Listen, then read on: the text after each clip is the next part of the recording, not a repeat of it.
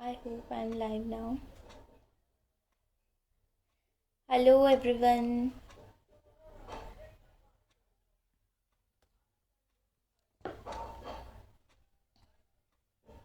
Hi Palak, hello.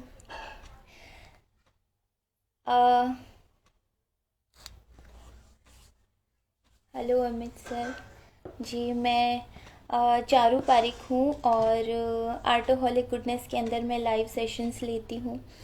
और आज काफ़ी दिनों के बाद मैं फिर से आई हूँ। आई होप आपकी दिवाली बहुत ही अच्छी बीती हो और छुट्टियाँ बहुत ही मज़ेदार।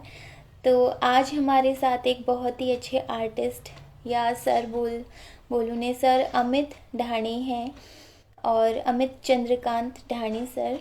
और मैं उन्हें इनवाइट भेजती हूँ।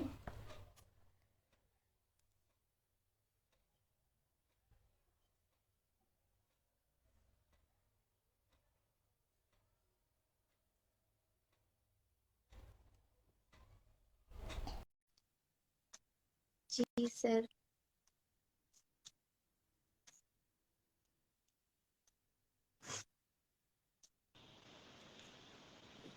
नमस्ते सर। हेलो सर, मेरी यस आवाज़ आ नमस्ते। रही है? नमस्ते। जी नमस्ते। यस यस कैसे आ रही हैं है। आप? यस यस मैं बढ़िया हूँ। बहुत बढ़िया। आप कैसे हैं? जी मैं बिल्कुल ठीक। तो आज हमारे साथ है सर अमित ढाणी। और इन्हें किसी भी इंट्रोडक्शन की ज़रूरत नहीं है वैसे तो। लेकिन बड़े बड़े आर्टिस्ट का या बड़े लोगों का इंट्रोडक्शन देने में हमें खुद खुशी महसूस होती है, तो मैं अपनी तरफ से इनका कुछ इंट्रोडक्शन कर देती हूँ आप लोगों को। अमित ढाणी सर एक प्रोफेशनल आर्टिस्ट हैं जो कि 15 सालों से इस फील्ड में काम कर रहे हैं और इन्होंने जो भी परफेक्शन हासिल किया है वो इनके काम में झलकता है। इन्होंने इनके पेंटिंग, स्कल्पचर, स्केचेस, कैलीग्राफी और पोर्ट्रेट्स के लिए स्टेट और नेशनल लेवल पर 100 से भी ज्यादा अवार्ड्स और रिकॉग्निशन मिल चुका है। और इसके अंदर ललित कला अकादमी अवार्ड इनको मिला है for best portrait in professional category. और हाल ही में इन्हें युवा चित्रकार अवार्ड से भी नवाजा गया है। और ये अभिनव कला महाविद्यालय से मास्टर्स की डिग्री हासिल कर चुके हैं और डबल डिग्री है इन अप्लाइड आर्ट। और इन्होंने गोवा में फोटो रियलिज्म पर फ्रीलांस डिजाइनर के रूप में काम किया है और इसके अलावा जो आर राजकुमार मूवी है उसमें भी ये एज ए डिजाइनर टीम रह चुके हैं, इसका हिस्सा रह चुके हैं। और he is a guest faculty at the Karnataka चित्रकला परिषद and Symbiosis Institute of Design and MIT ADT University and like few others। और लास्ट ईयर इनको इनवाइट किया गया था कतर गवर्नमेंट की तरफ से for 3 month project, art project के लिए। और इसी तरीके से और भी बहुत कुछ, जितना इनके बारे में बोला जाए उतना कम है सर। सर कैसा रहा आपका दुबई वाला एक्सपीरियंस? सही कतर वाला। जी कतर यस वाला सर। वो काफ़ी अच्छा रहा। वो एक्चुअल असाइनमेंट ऑयल कलर और कैनवास था। वो काफ़ी अच्छा एक्सपीरियंस था वहाँ पर जाके काम करने के लिए। बहुत कुछ सीखने को भी मिला। वहाँ का कल्चर है, बाकी सारी चीज़ें हैं वो देखने को मिली। काफ़ी अच्छा एक्सपीरियंस रहा वहाँ पर। मेरी जी। आवाज़ आ रही है ठीक से? जी आ रही है सर, बिल्कुल अच्छा। Okay okay. जी। तो आपके बारे में तो हम बहुत अच्छे से जानते हैं सब लोग कि आपकी आर्ट जर्नी कैसे शुरू हुई। और आप बचपन से ही आर्ट की फील्ड में, आपके फादर भी आर्ट टीचर रहे और उन्होंने आपको बहुत सपोर्ट किया आर्ट की फील्ड के लिए।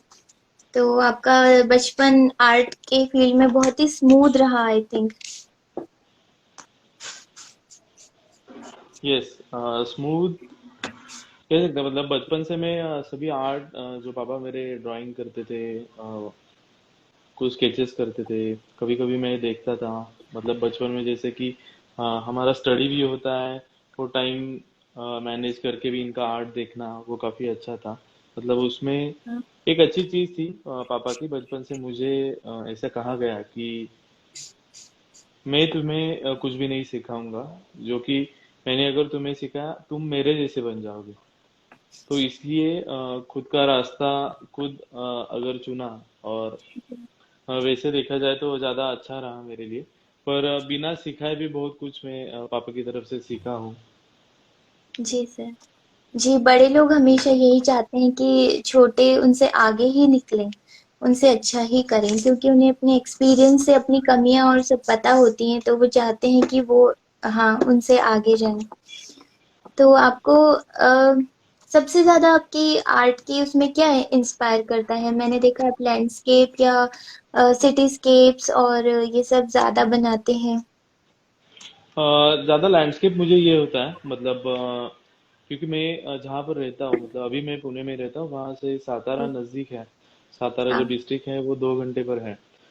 अ, वो ऐसा एक सिटी है कि वहां पर चारों बाजू से आप देखोगे तो वहाँ पूरे माउंटेन्स है, तालाब है, अलग अलग चीजें हैं। तो बचपन से नेचर के बहुत क्लोज में रह चुका हूँ, और पापा के साथ जब भी टाइम मिले तो उनके साथ मैं जाके कुछ स्केचेस रहेंगे, नहीं तो ज्यादा से ज्यादा जितना घूमना रहेगा। साधारण में बहुत सारे ऐसे स्पॉट है, वाटरफॉल रहे, हाँ। तो इसका हाँ। बचपन से मैं देखते चला आ रहा हूँ। तो इसलिए नेचर का सबसे ज्यादा इम्पैक्ट है मेरे आर्ट पर। और नेचर ही मुझे लगता है कि हम सभी को सबसे ज्यादा सिखाता है। जी, जी, जी, जी। जी, आप बिल्कुल सही बोल रहे हैं और आपकी बातों से इतनी पॉजिटिव वाइब्स आ रही हैं। ऐसा ही एनवायरनमेंट आई थिंक हर घर में और हर पेरेंट्स और चाइल्ड के बीच में होना चाहिए। फ्री रखें, क्योंकि हर एक बच्चा जो होता है अपनी फ्री सोल के साथ आता है। तो क्योंकि आर्ट की फील्ड में बच्चों पर काफी प्रेशर होता है।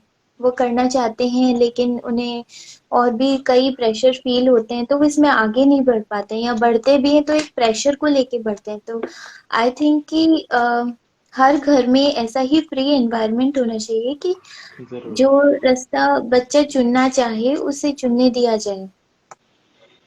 यस यस, ये तो जरूर अच्छी बात है आपने कही, क्योंकि मुझे ऐसा कभी प्रेशर ये तो नहीं था। मतलब पापा ने ये बताया कि तुम्हें आगे जाके अगर करना है तो खुद का खुद सीख के अगर खुद का स्टाइल बनाते हो। स्टाइल तो मैं ऐसे नहीं कह सकता कि स्टाइल स्पेशली बनाना चाहिए। हम जितना प्रैक्टिकल करते हैं, ऑब्जर्वेशन करते हैं, उससे हमारा स्टाइल डेवलप होने लगता है। क्योंकि बहुत लोग आजकल मैं देखता हूँ तो स्टाइल के पीछे पड़ जाते हैं कि हमें इस स्टाइल में काम करना है। तो स्टाइल ऐसा बिल्कुल भी कभी भी नहीं होता है। हम जितना प्रैक्टिस करेंगे, जितनी मेहनत आर्ट के ऊपर देंगे, वो करेंगे। पर ये प्रेशर कभी मेरे पीछे नहीं था कि तुम्हें आर्ट्स में जाना है, कॉमर्स साइंस, नहीं तो अलग फील्ड में वगैरह जाना है। उनका हाँ। ये था कि तुम्हें जो भी पसंद है तो वो चीज तुम करो। तो ये काफी अच्छा, सबसे बड़ा सपोर्ट मेरे लिए रहा। हम्म, जी। जी, आपने स्टाइल की बात की तो मैं इसी से ही रिलेटेड सवाल पूछना चाहूंगी कि क्या आप जो काम करते हैं, आप जो आर्ट, जो भी कुछ बनाते हैं, चाहे स्कल्पचर हो, चाहे पेंटिंग्स हो, स्केचेस हो, कैरिकेचर, कुछ भी लैंडस्केप, तो क्या आपको ऐसा लगता है कि वो उसके अंदर आपकी इनर सेल्फ झलकती है, या जैसा ऐसा बोला जाता है कि एक आर्टिस्ट के काम में उस आर्टिस्ट का ही रूप दिखता है, तो आपको ऐसा लगता है? यस यस, जरूर। क्योंकि मोस्टली मैं जब भी मेरा ये रहता है कि हर साल में एक कहीं ना कहीं अलग अलग स्टेट में जाके मैं आउटडोर करता हूँ। वहां पर जाके मुझे जो ऑब्जर्व करना है कि कल्चर रहे, वहाँ के मॉन्यूमेंट्स रहे, नहीं तो जो भी प्लेस है, हर अलग अलग जगह के प्लेस के ऊपर जाता हूँ। कभी कभी ऐसे आप सोचो कि राजस्थान में कभी गया, कभी मनाली गया, नहीं तो अलग अलग ऐसे प्लेस पर वहां जाके मैं ये करता हूँ कि वहाँ का कल्चर, वहाँ के मॉन्यूमेंट्स जो भी है, जो भी मैंने फील किया है, वो मेरे पेंटिंग के अंदर आए। तो ये ज्यादा मेरा प्रयास रहता है। और जहाँ भी मैं आउटडोर करता हूँ, तो 10 दिन हो या 15 दिन हो, तो तभी मेरा मोबाइल ऑफ रहता है। ये सबसे बड़ी बात मुझे लगती है कि आजकल बहुत सारे इंस्टाग्राम पे हम देखते हैं कि बहुत सारे आर्ट स्टूडेंट है, नहीं तो बहुत सारे लॉकडाउन की पीरियड में बहुत सारे आर्ट को पसंद करने लगे, पर करते हैं। हाँ पर आर्ट कॉलेज में आप देखोगे कि बहुत लोग जो भी सब्जेक्ट के लिए जितना टाइम देना चाहिए, तो उतना पूरा टाइम हम नहीं देते हैं। तो उसके लिए आजकल मोबाइल आ गया है, व्हाट्सएप हो, फेसबुक हो, इंस्टाग्राम हो। तो ये मैं नहीं कहूँगा कि बुरी चीज़ है, या आर्टिस्ट के लिए बहुत सपोर्टिव चीज़ तो है। तो वो पॉजिटिव वे से हम कैसे देख सकते हैं, और उसका यूज उतने तक ही हम कैसे करें, ये हमें जरूर सोचना चाहिए। क्योंकि पहले ही हमारा जो एनर्जी होता है वो हम हमारे काम डेवलपमेंट करने के लिए अगर लगा दे, तो वो ज्यादा बेहतर रहेगा। तो हाँ इस तरह से मेरा प्रोसेस रहता है, क्योंकि आउटडोर के लिए वहाँ का कल्चर और सभी चीजें समझने के लिए मैं अगर वहां जाके लैंडस्केप के यहाँ पर भी फोन में रहूँ, व्हाट्सएप देखूँ, ये देखूँ, तो वो वहाँ की चीज मुझे समझ नहीं सकती है ना। जी। तो ये बहुत हर आर्टिस्ट के लिए बहुत जरूरी है। जी, ये तो बात बिल्कुल सही है। जब हम कहीं कहीं जाते हैं तो हम फोटोज वीडियोस बनाने में लगते हैं कि हम बाद में देखेंगे, लेकिन जो हमारी आंखों का कैमरा कैप्चर करता है वो हमें हमेशा याद रहता है विद फीलिंग। तो इस यस, चीज को और भी। हमारे जी आग जैसा कोई कैमरा जरूर नहीं होता है। आजकल लोग हमारे फील्ड के हो नहीं तो दूसरे फील्ड के हो, मोबाइल के कैमरे से सभी चीजें देखते हैं। मतलब जहाँ घूमने जाते हैं हाँ उसमें से वो चीज देखते हैं। तो आप वैसे फील करो। बहुत बार मुझे भी होता है कि कभी आप नेचर में जाते हो, अ, पता नहीं, पर मुझे ऐसा लगता है कि बहुत लोग गॉगल्स पहन के नेचर देखते हैं, तो वो असली मजा नहीं है। तो उसका असली फीलिंग जो है वो खुली आंख कर कर ही आप देखिए, तो ज्यादा अच्छा रहेगा। जी। जी सोशल मीडिया की बात चली है तो मैं ये भी पूछना चाहती हूँ कि ये तो एक बात रही कि हम जहाँ पर एक तो जर्नी इम्पोर्टेंट है, एक तो अलग अलग जगह पर आर्टिस्ट के लिए जाना इम्पोर्टेंट है, जैसे कि आप हमेशा हम्म। ट्रैवल करते रहते हैं, तो ये तो है। लेकिन जैसे सोशल मीडिया है तो एक आर्टिस्ट की लाइफ में सोशल मीडिया की इम्पोर्टेंस भी आप क्या फील करते हैं कि कितनी है या होनी चाहिए? जैसे कि आपने भी 2013 में अपना पहला आर्ट इंस्टाग्राम पे पोस्ट किया था, तो उसके बाद से लेकर के अब तक आपको क्या फील हुआ कि इंस्टाग्राम या किसी भी सोशल मीडिया ने आपको कितनी हेल्प की? तो इसी तरीके से जो हम लोग हैं, तो सोशल मीडिया जैसे अभी तो पॉपुलर इंस्टाग्राम है, तो कितना हमको इसको तवज्जो देनी चाहिए अपनी ग्रोथ के लिए? ग्रोथ मीन्स कि क्योंकि आइडेंटिटी भी बहुत इम्पोर्टेंट है एक आर्टिस्ट की लाइफ में, अगर वो प्रोफेशनली कुछ करना चाहता है तो हमें ओके। इस बारे में कुछ बताइए सर। यस यस, जरूर बताऊंगा। ये काफी अच्छा क्वेश्चन रहा। 2013 में मुझे भी याद नहीं, पर आपने शायद देखा होगा, वो फर्स्ट पोस्ट मेरा था। जी जी ऑनलाइन ये जो प्लेटफॉर्म है, ये आर्टिस्ट के लिए, बाकी फील्ड के लिए भी, पर आर्टिस्ट के लिए स्पेशली बहुत अच्छे हैं। सिंगर्स हो, कोई भी एक्टर्स हो, उसके लिए कि अपना आर्ट नहीं तो अपना जो भी चीज है वो लोगों तक इजीली पहुंचा सके। पहले जैसे था कि पहले ये चीजें आने से पहले कोई गैलरी में एग्जीबिशन वगैरह करना है तो पर्सनल वो इनविटेशन हर क्लाइंट के तरफ, अगर मुझे मेरे किसी क्लाइंट को इनवाइट करना है, रिलेटिव को इनवाइट करना है, तो बाय पोस्ट वो करना पड़ता था। आजकल ये बहुत इजीली हो गया है, और घर बैठे हम बहुत, मतलब वर्ल्ड के कोई भी किसी भी कोने में हम पहुंच सकते हैं। किसी भी पर्सन के साथ हम बात कर सकते हैं, हम मिल सकते हैं, इनवाइट कर सकते हैं। ये तो बहुत ज्यादा अच्छी बात हुई। एक दूसरी बात बहुत बार ऐसे लगती है कि जो भी नए स्टूडेंट के लिए मैं जरूर बताऊंगा, क्योंकि जो एक्सपीरियंस है, नहीं तो जो फाइन आर्ट फैकल्टी से है, जिन्हें प्रॉपरली फाइन आर्ट सीखा है, तो आजकल इंस्टाग्राम पे बहुत ऐसे हैं कि जो नॉन आर्टिस्ट है, नॉन आर्टिस्ट मतलब हॉबी आर्टिस्ट भी बहुत बढ़िया काम करते हैं, बहुत अच्छी तरीके से करते हैं।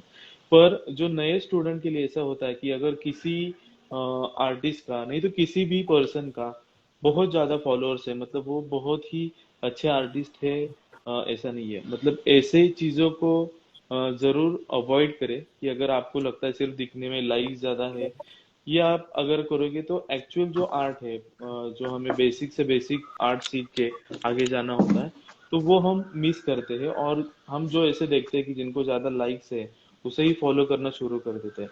तो ये चीज का जरूर ध्यान रखें और इसके बारे में जरूर सर्च करें, क्योंकि ऑनलाइन बहुत सारी आर्ट गैलरीज है, आर्ट इंस्टीट्यूट है, उनके आप असाइनमेंट्स देख सकते हो।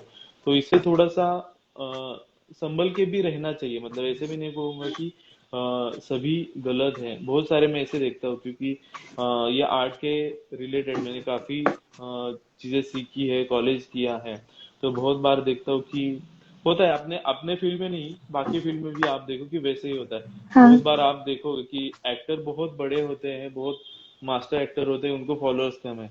पर आजकल हाँ टिकटॉक के स्टार हैं, हाँ। उनको बहुत मतलब एक्टिंग नहीं होती है, नहीं तो नॉलेज नहीं होता है, उनके फॉलोअर्स ज्यादा जी होते हैं। तो ये जी ऐसी चीज में थोड़ा सा संभाल कर हमें जरूर सोचना चाहिए, क्योंकि ये अगर हम करेंगे तो हमारी आर्ट जरूर डेवलप होगी। जी और ये कुछ भी जी। नहीं होता है कि हमारे पोस्ट का अगर मुझे 2,000, 3,000, 10,000 अगर लाइक मिले तो मेरा पेंटिंग अच्छा है, ऐसा बिल्कुल हाँ भी नहीं है। आप खुद के लिए ऑब्जर्व करें कि आपकी कमी, आपके आर्ट में क्या चीज कमी है, खुद को ज्यादा हम पहचान सकते हैं। अगर स्केचिंग की कमी है, बहुत स्ट्रगल करके स्केच बनाया, पर हमें खुद को ही पता होता है कि स्केचिंग इजीली नहीं आना चाहिए, तो उसके ऊपर हमें वर्क जरूर करना चाहिए। जी जी। यस। आपने बिल्कुल सही कहा कि हर चीज में एक बैलेंस होना चाहिए। अगर आप सोशल मीडिया का सहारा भी ले रहे हैं अपने आप को रिप्रेजेंट करने के लिए, तो पहले उस लेवल का आई थिंक आपके काम में वो चीज आनी चाहिए, आपका काम बोलना चाहिए। आपकी पोस्ट या आप एक ही चीज को अगर 10 पोस्ट में डालें, उसके छोटे छोटे क्लिप्स बना के, जैसे कि आजकल होता है कि उसकी प्रोसेसिंग डालते हैं, उसके बाद उतने लाइक्स, तो ये चीज अच्छी है एक छोटी खुशी के लिए। लेकिन पहले अगर आप एक अच्छे आर्टिस्ट बने, अगर उसमें एकदम मास्टर हो जाएं अपनी चीज में, तो फिर आपको तो कहीं देखना ही नहीं पड़ेगा कि आप किस जगह पे अपना रिकॉग्निशन किस तरीके से बनाए। जरूर।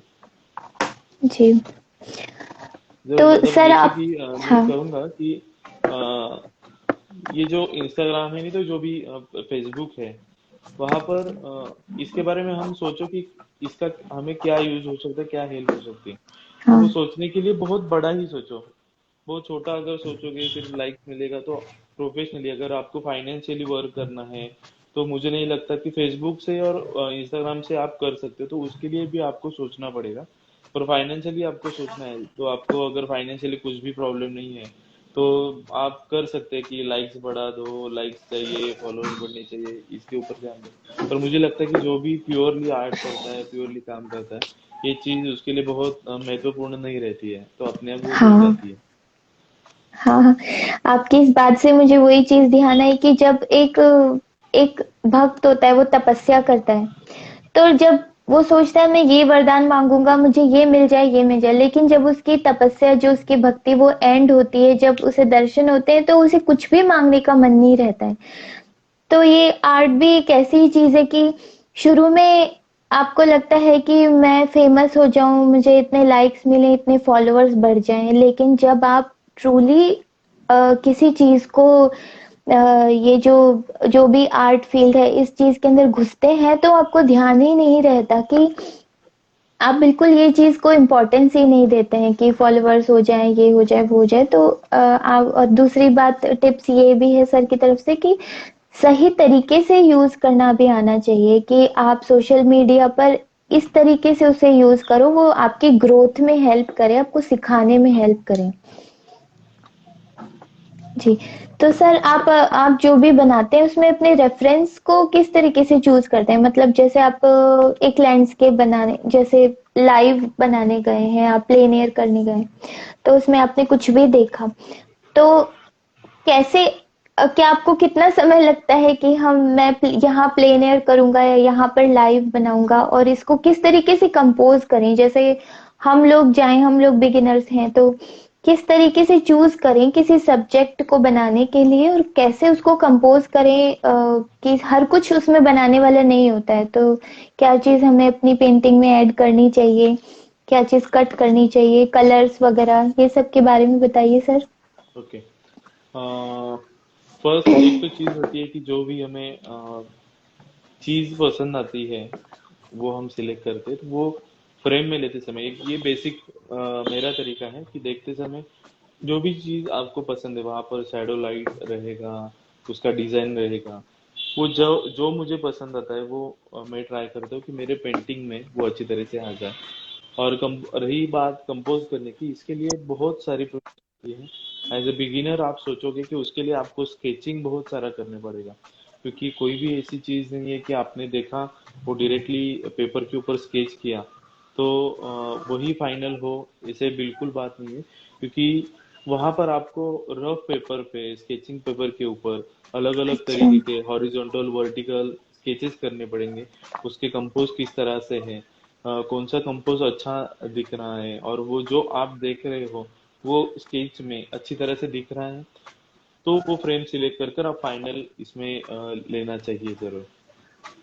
तो ये तो अच्छा। इसके बारे में लैंडस्केप मतलब ऐसे ही नहीं कि आप गए, सामने पेड़ दिखा, कोई ट्री दिखा, वो लिया और पेंट किया। बिल्कुल ये हाँ। गलत बात कहूंगा मैं, क्योंकि हर चीज के बारे में आपको सोचना चाहिए। क्योंकि अगर मैं यहाँ से हिमाचल जाऊँ और वहां जाके सिर्फ मैं अगर ट्री पेंट करूँ तो वो चीज गलत होगी, क्योंकि आप अलग अलग तरह अलग सिटी में रहोगे, नहीं तो अलग हाँ। क्लाइमेट में जाओगे, तो वो क्लाइमेट आपके पेंटिंग में आना बहुत जरूरी है।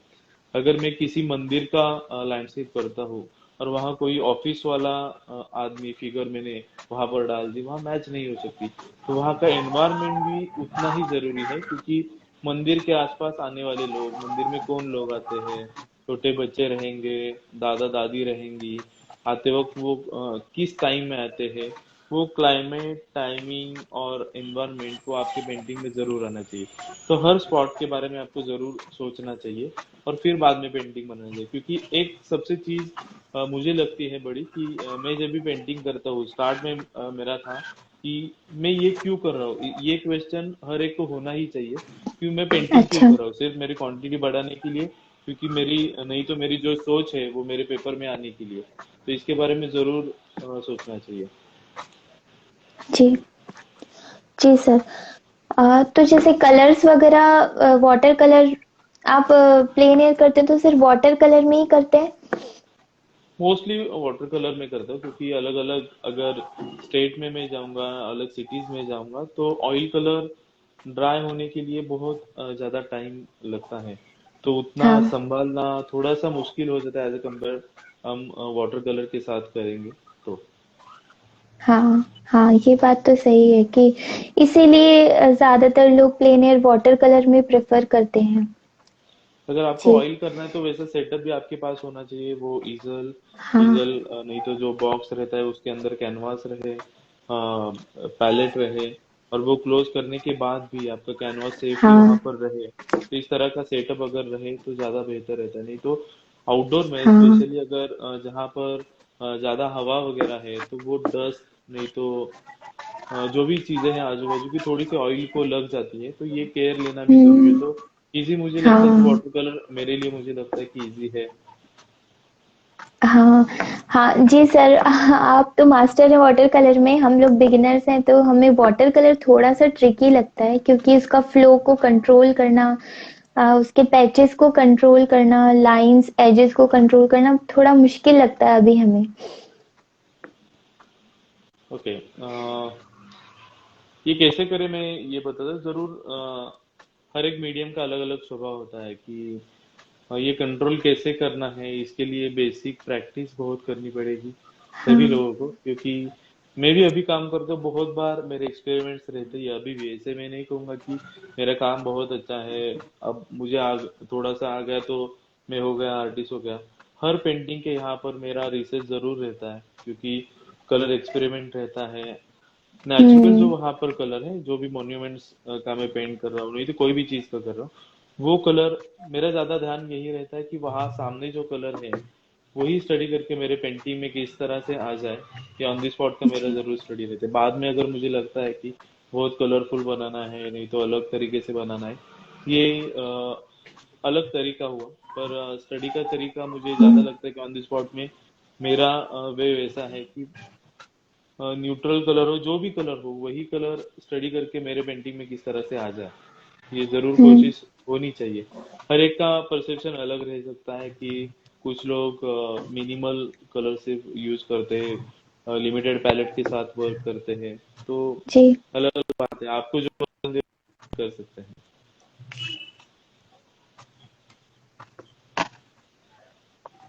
जी।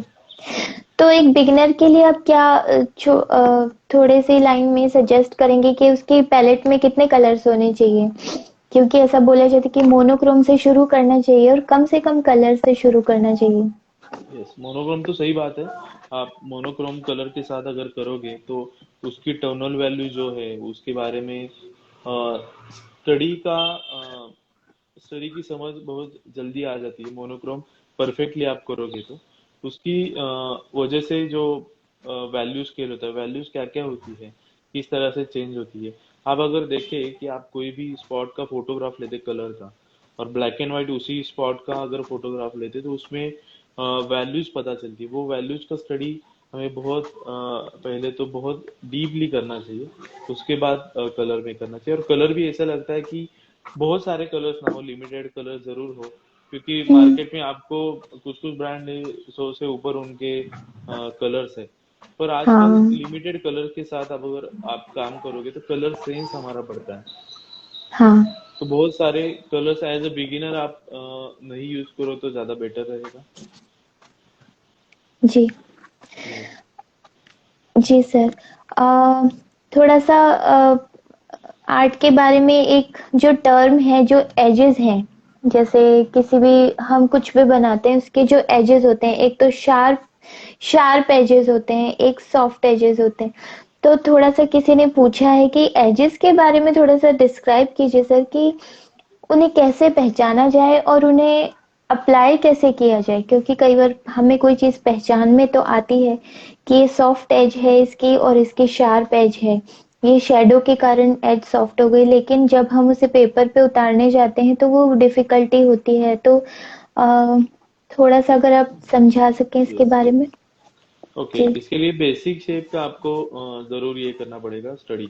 जो भी ट्रायंगल रहे, सर्कल रहे, क्यूब रहे, इसके बारे में जरूर रिसर्च करना चाहिए कि हर एक फॉर्म, मतलब कोई भी चीज आप देखो, अगर बॉटल देखो तो वहां पर सिलेंडर जैसा फॉर्म होता है और बाद में उसे थोड़ा सा मॉडिफाई करे तो वो बॉटल जैसा दिखता है, अगर सिलेंडर को आप थोड़ा सा ड्राइंग अच्छी तरह से करें। तो हर चीज का एक डायमेंशन अलग होता है, उसकी एज अलग होती है। कलर का ट्रांजिशन जो है वो अलग अलग तरीके से चेंज होता है। अगर क्यूब है तो उसकी एजेस शार्प आएगी।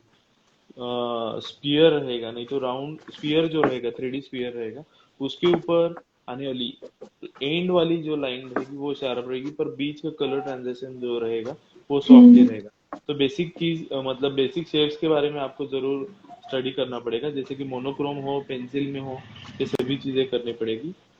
ये बहुत हेल्पफुल चीज है कि आप अच्छी तरह से पहचान सके। और रही बात कलर में, कलर करते वक्त वाटर कलर में अलग अलग चीज है। वेट ऑन वेट आप अगर काम करोगे तो वेट ऑन वेट में सॉफ्ट एजेस आपको जल्दी अच्छी तरह से मिल सकती है। ड्राई और हम्म। उसके ऊपर अगर आपने एप्लीकेशन किया तो वहां पर शार्प एजेस मिल सकती है। तो ये सभी एक्सपेरिमेंट की बात है, क्योंकि जितना मैं कहूँ, पर आपको मैं जितना कहूँ, आप जब भी प्रैक्टिकल करोगे तभी ही आपको समझ में आएगा कि वो एग्जैक्ट। क्योंकि वाटर कलर भी ऐसा एक मीडियम है, अलग अलग प्रकार के बहुत सारे पेपर्स आते हैं, हर पेपर के ऊपर उसका इफेक्ट अलग होता है। तो ये अच्छा। चीज हमें बहुत सोच समझ कर स्टडी के साथ करनी चाहिए। एक बार ये अच्छी तरह से समझ जाए तो वर्क करने के लिए मुझे नहीं लगता कि बहुत टाइम लगेगा, नहीं तो डिफिकल्ट होगा। पर कोई भी चीज करो तो प्रॉपरली उसका बेस जो है उसे पहचाने, वो क्या है, किस तरह से है। तो एजेस के थ्रू हम किसी चीज को दूर या पास दिखा सकते हैं, या रियलिस्टिक वर्क में भी एजेस की बहुत इम्पोर्टेंस है? नहीं, एजेस की इम्पोर्टेंस तो जरूर है। आप जी। जितना क्लोज रहे, आप अगर देखो कि आप अभी लाइव शुरू है, आप अगर आपके हम्म। मोबाइल में देख रहे हैं तो मोबाइल के आजू बाजू की जो भी चीजें हैं उसकी एजेस आपको हाँ। कहाँ पर भी शार्प नहीं दिखेगी, सिर्फ मोबाइल की एज जी। शार्प दिखेगी। तो इस तरह से हमें देखना चाहिए। हाँ, ये बात तो है, आपने एक अलग विजन दिखाया कि मतलब जो हाँ भी, जी, मेरे हाँ, चारों तरफ सब ब्लर जैसा है और सिर्फ मोबाइल की एज है वो शार्प है एकदम, हाँ हाँ। तो इस तो कारण एक से बेसिक उसी चीज पे रही है। फोकस आता है। जी। हाँ, क्योंकि लैंडस्केप में वही है, जो आप चीज देख रहे हो उसे अच्छी तरह से देखो कि वही फोकस करना है। तो बाकी चीज उसी तरह से थोड़ी सी सॉफ्ट एजेस आपको दिख जाएगी और वो अच्छी तरह से आप फोकस कर पाते हो। आप सभी जगह पर बहुत ही क्लियर क्लियर अगर 4 पेज के साथ बहुत डिटेल के साथ हाँ। अगर काम करते हो तो फोटोग्राफ जैसा वो होगा, पेंटिंग जैसा आपका वर्क नहीं होगा। तो एक पेंटिंग का अच्छा। फील भी आपके वर्क में रहना चाहिए। अच्छा, तो हाँ, जो वाटर कलर है वो ट्रांसपेरेंसी लिए हुए होता है, तो उसमें एजेस की बहुत ज्यादा इम्पोर्टेंस है। जी। तो आपने जो फोटो रियलिज्म पे काम किया था, तो वो इसी तरीके से उसमें दिखाया होगा आपने कि फोटो को पेंटिंग में कन्वर्ट करना, तो उसमें जी एजेस बहुत इम्पोर्टेंट है। ये मुझे एक नई चीज भी पता चली कि एजेस, हाँ, हम जिस चीज पे जैसे कंपोजिशन हम करते हैं कोई, तो जिस कोई एक चीज होती है जिस पे हम फोकस अपना पे एक बैलेंस्ड पेंटिंग में एक चीज पे फोकस दिखाते हैं, तो उसके एजेस हम शार्प रखें और बाकी की एजेस हम सॉफ्ट रखें, तो उसी चीज पे फोकस आएगा। रखना चाहिए, मतलब ये मेरा तरीका हुआ, मेरा ऑब्जर्वेशन का तरीका। अगर ऐसा हो जी। तो अच्छा दिख सकता है। हर आर्टिस्ट पे हाँ, अलग दिख सकते हैं। कुछ अलग होता है। लोग देखो कि बहुत शार्प एजेस रहती है पर उनका वैल्यू परफेक्शन अच्छी होने के कारण जो स्पॉट आपको दिखाना है, जो भी चीज आपको दिखानी है वो अच्छी तरह से वो दिखाते हैं, शार्प एजेस होने के कारण। पर वहां पर वैल्यू का हम्म। स्टडी भी उतना ही इम्पोर्टेंट है। हाँ। जी जी, कुछ आर्ट में कुछ भी हार्ड एंड फास्ट रूल नहीं होते हैं ये, लेकिन हमें जो रूल्स हैं, बेसिक रूल्स हैं, वो सीखना जरूरी है। जरूरी है। जी। तो ये वाटर कलर की बात चली, तो ये वेटन हम कैसे सेलेक्ट करें कि वेटन वेट करना है या वेटन ड्राई करना है? कुछ भी किसी भी चीज को हम अगर सब्जेक्ट के लिए चूज करते हैं, तो क्या इस चीज में भी कोई बेसिक रूल्स हैं कि जैसे लैंडस्केप है तो वेट ऑन वेट पे होगा, या पोर्ट्रेट है तो वेट ऑन ड्राई करना ज्यादा सही है? अ, मतलब सही ऐसे नहीं कह सकता। बहुत लोग मेरे दोस्त हैं जो वाटर कलर्स वगैरह करते हैं, ऑन द स्पॉट करते हैं, रेफरेंस के साथ करते हैं, तो वो भी कुछ लोग हर एक पार्ट कंप्लीट करके ही आते हैं और उस तरीके का काम करते हैं। बहुत अच्छा। सारे लोग, मैं अलग अलग तरीके से काम करता हूँ। मैं वेट ऑन वेट भी करता हूँ, वेट ऑन ड्राई भी करता हूँ। अलग तरीक हर हर बार अलग अलग तरीका इस्तेमाल करके देखता हूँ कि वो अगर मैंने हम्म। इस्तेमाल ही नहीं किया तो उसका इफेक्ट क्या आएगा, वो मुझे कभी समझेगा नहीं। तो इसलिए अलग अलग एक्सपेरिमेंट करना बहुत जरूरी है। एज ए बिगिनर तो बहुत ही जरूरी है, क्योंकि वो समझ में ही नहीं आएगा अगर वेट ऑन वेट होता ही क्या है, और वेट ऑन वेट में फ्लो को कंट्रोल कैसे करना है, पानी कितना रखना है, ये बताने से हाँ। ज्यादा प्रैक्टिकली ही समझता है। तो आप बहुत सारा पानी लोगे, कलर दोगे तो कलर नीचे आएगा। तो पेपर वेट करते समय किस तरह का वॉश देना चाहिए, पानी साफ रखना जरूरी है। बहुत बार आप देखोगे कि आर्ट हाँ। स्कूल में नहीं तो बहुत जगह पर लैंडस्केप जाते हैं तो एक छोटा दही दही का डब्बा रहता है, नहीं तो कोई भी रहता है वो पानी के लिए रहता है। तो ये सभी चीजें वो मैटर करती है कि आपका पेंटिंग अगर डल होता है तो उसका रीजन क्या होता है। तो उस वक्त आप ये भी हम्म। सोचना चाहिए कि पानी अगर साफ रहे तो कलर भी उतना ही फ्रेश आपका रहेगा और एप्लीकेशन भी उसी तरीके का होगा। पानी हमारा बहुत डल होता है, ब्लैक ब्राउन इस तरह का होता है, तभी उसी पानी के साथ हम काम करते हैं। तो अपना काम जो भी है, आप कितना भी ब्रांडेड कलर लो, तभी भी आपका वैल्यू जो पैलेट के ऊपर है और बाद में पेपर के ऊपर आएगा वो डल ही दिखेगा। ये भी छोटी छोटी चीजें हैं, वो हाँ, बहुत जरूरी है समझनी। वो पानी ही कलर बन चुका होता है और उसे यूज करते हैं, तो इसलिए वही, अच्छा है कि दो कंटेनर में पानी ले, दो एक में कंटेनर ब्रश धोने के लिए और एक में अप्लाई करने के लिए। और बड़ा तो कंटेनर जरूर ले इसे। अच्छा, तो किस तरीके से थोड़ा सा एक बेसिक नॉलेज दीजिए सर, छोटा सा, कि किस तरीके से चूज करें हम कि क्या वेट और एक पेंटिंग होती है तो वो कंप्लीटली वेट ऑन वेट बनानी होती है, या उसमें दोनों चीजें अप्लाई हो जाती हैं, कर नहीं, सकते हैं? पेंटिंग में दोनों चीजें लगती है। ऐसा नहीं है कि अच्छा। तभी ही वेट ऑन वेट हमें करना चाहिए, ऐसा नहीं। आप अच्छा। बेसिक एग्जांपल देता हूँ। आप अगर रेनी सीजन का अगर वर्क कर रही है, तो वहाँ हाँ। शार्प एजेस आपको ज्यादा इम्पैक्ट नहीं करेगी आपके वर्क में। वेट ऑन वेट में रहेगी तो वो सॉफ्टनेस का फील जो भी सभी ब्लर हुआ रहता है वो वेट ऑन वेट में आ सकता है। तो हम्म। सब्जेक्ट के ऊपर हम ये डिसाइड कर सकते हैं कि किस तरह का चाहिए। आप अगर आफ्टरनून में अगर कोई ये करते हैं कि बहुत शार्प शैडो लाइट है, तो उस वक्त आप वेट ऑन ड्राई कर सकते हैं, उस तरीके का एप्लीकेशन कर सकते हैं, स्टेप बाय स्टेप वर्क कर सकते अच्छा हैं वैसे। जी। सर, आपको इतना एक्सपीरियंस, इतना नॉलेज है, तो आपकी जो इतना लंबा सफर है, इसके अंदर आपकी थॉट प्रोसेस कैसे चेंज हुई? मतलब जब आप बिगिनर थे, उसके बाद जब आप कुछ सीखने लगे और आज हैं, तो कुछ थोड़ा सा बताइए कि किस तरीके से इतने 10-15 सालों में आपकी थॉट प्रोसेस में क्या क्या चेंजेस आए आर्ट की फील्ड, आर्ट को लेकर के।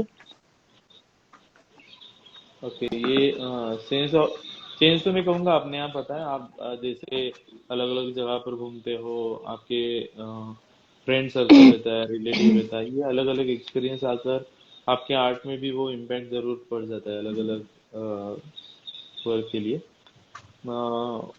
पर जरूर ये कहूंगा कि इसके लिए सिर्फ घूमना और ये चीज भी नहीं है, साथ में सबसे बड़ी बात है कि आर्ट की कंटिन्यूटी, आपकी कंटिन्यूटी और आपका पैशन उतना होना चाहिए, वो अपने आप बदल जाता है। जो भी आपका व्यू है, हर बार आप सोचते हो कि कुछ नया काम करना है, जहां भी जाते हो तो छोटा सा स्केचबुक और पेंसिल तो साथ में जरूर चाहिए।